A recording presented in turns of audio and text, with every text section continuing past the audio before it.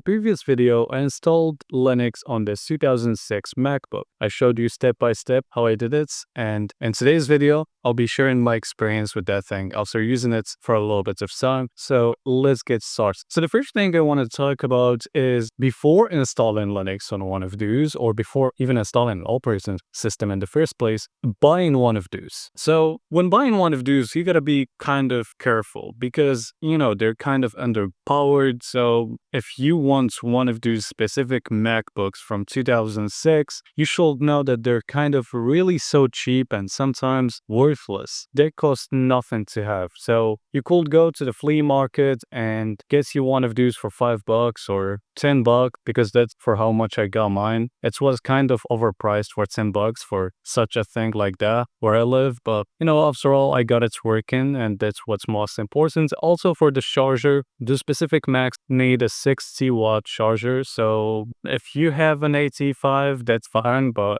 I recommend using a 60-watt charger. And just to make this video look like an actual video and not just an image, I launched C-Matrix in the background. You like it? It does look cool. So you have one of those 2006 MacBooks with a Core Duo and maybe 1 GB of RAM. The thing I will tell you to do is upgrade to 3 GB of RAM or 4 GB. I don't know if 4 gigs will work, but 3 gigs definitely does work, and it's the one I'm using right now. If you can see over there, I don't know if you can see it, but yeah, 3 GB, please upgrade. It's 2025, not 2006. So after you do that, now let's talk about what you need in order to get it working and fully functional. You need only one thing, or maybe two, or maybe one. Listen, if you have a CD and a CD burner and, all those kind of things, please consider using those because using a USB is kind of bad. This 2006 MacBook is kind of complicated when it's about the EFI. So when using the CD, it does boot to any Linux distribution you have on that CD. But on the USB, it's not really the case because only couple Linux distributions that you will burn on a USB and that will boot. So keep that in mind. All you need is a CD or a USB. So if you have those, then you can definitely watch the previous video I made and see how I,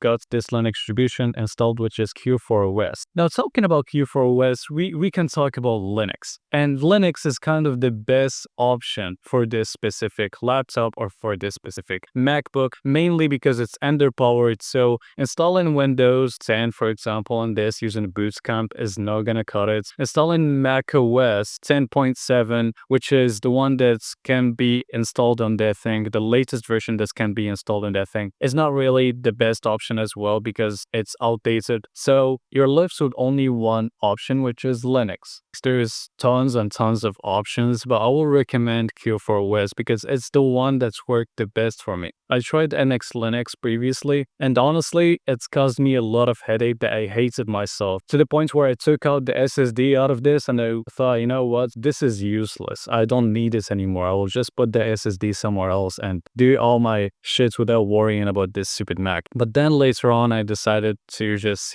get back to it and give it another chance. Some of you in the comments will be like, no, MX Linux is a great Linux distribution. Yes, it's great, but not for something like this. The last time I installed MX Linux on this MacBook, it's caused me a lot of headache, and let me tell you. So you remember when I told you that installing a Linux distribution with a USB is not really recommended, even though it will work. So I installed a 64-bit MX Linux on that thing, and the problem that it started giving me some black screens. I tried to turn on this MacBook, and because of the specific Linux installation, the MacBook just doesn't want to turn on. And it's almost looks like it's dead while MX Linux is just doing stuff in the background with a black screen. I didn't really like it. So that's why I started using this one, Q4OS Linux distribution. And honestly, it does work the best. The only downside for it is that it's 32-bit. And when we talk about 32-bit Linux distribution, it's not that bad, but it's bad because this CPU, a Core Duo that this MacBook has, is a 64-bit CPU, and installing a 32-bit Linux distribution is kind of a waste. So would I recommend using a 32-bit? Well, it's much more stable, but if you're gonna use a 64-bit Linux distribution, please consider that you might fall for some problems. Now, after using this for a little bit of time, let me tell you what is it to use one of those. So let me just zoom in real quick and let me just do that. Give me a minute. So this is Q4OS with the Trinity desktop environments, and let me tell you that it is a lifesaver. Q4OS is not just a Debian-based Linux distribution with the extra little things, but it's such a crazy thing because it can save really old hardware from dying. And as you can see, I'm using it on this MacBook, so I believe that's a great example. So the first thing you can do with this MacBook is surfing the net, and yes, you can do that. I was surprised from the results that this MacBook gave me, but yeah, it definitely can work. Let me just do that real quick. Let's search for something like a BMW. Yeah, it didn't take that much time to load. You can even watch videos on YouTube. I can do that right now by going to YouTube. I already did watch YouTube on that thing. There you go. It took a bit of time to load, but that's fine. It's 20 years old at this point, so who even cares? Let me just type my channel name and here you go. Enter. I'm gonna just lower the volume real quick or mute it. Doesn't matter. Okay. Go to one of those. For example, I don't know. Okay, it's loaded. That's nice. Okay, let's try this one over here. There you go. But you can just go full screen. Sadly, you cannot go full screen because if you're gonna go full screen, it's gonna start lagging a little bit. So you can watch YouTube just by keeping it on this thing over here.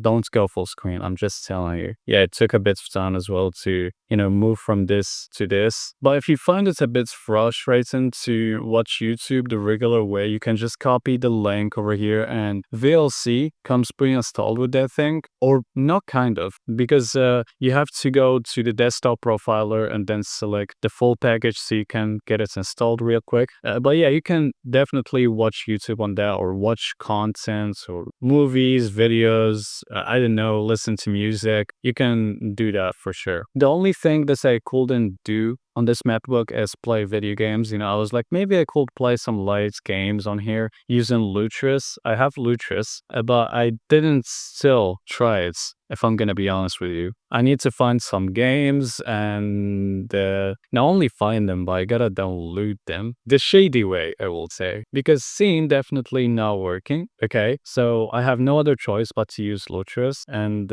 you gotta do what you gotta do sometimes. Before I end this video, I would say that it was worth it. Every single minute I invested into this to get it working and to do all kind of things on it, because now it's pretty much usable. And if you don't believe me, then do it yourself. Install Linux on this and tell me if it was worth it or not. But for me, I believe it was 100% worth it. It's now working like a charm. I can surf the net, do all what I want to do. Besides gaming, I still don't try it, as I said, but maybe in the future I will. And yeah, this was it for today's video. I hope you guys enjoyed it. If you did, don't forget to leave a like and subscribe to the channel. And let me know in the comments if you ever installed Linux in one of those old MacBooks and how was your experience. I'll be interested to know. See you in the next one. Bye-bye.